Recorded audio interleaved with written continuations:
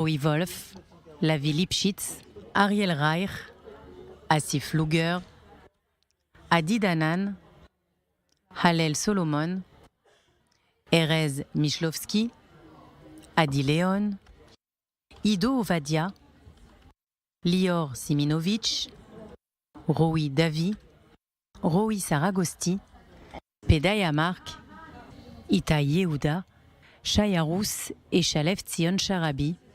Ces 16 soldats avaient entre 19 et 24 ans.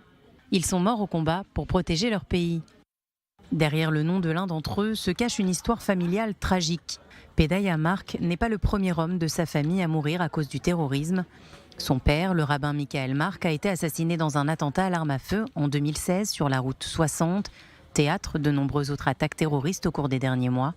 Pedaya et sa sœur Teila se trouvaient avec lui dans le véhicule. Ils s'en sont sortis indemnes. Leur mère a, elle, été grièvement blessée. En 2019, deuxième drame, son frère Shlomi, ancien soldat de l'unité Givati, a perdu la vie dans un accident de voiture alors qu'il se rendait au travail. Avec l'attaque du 7 octobre, le destin tragique de la famille se poursuit.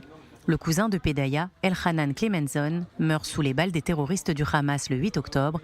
Il était venu porter secours aux habitants du kibbutz Be'eri.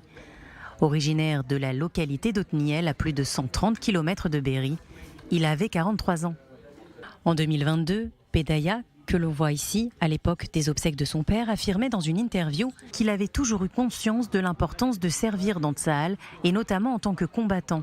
Mais que depuis l'attentat qui a coûté la vie à son père, cette importance a pris une toute autre dimension. Depuis le 7 octobre, 331 soldats sont tombés au combat.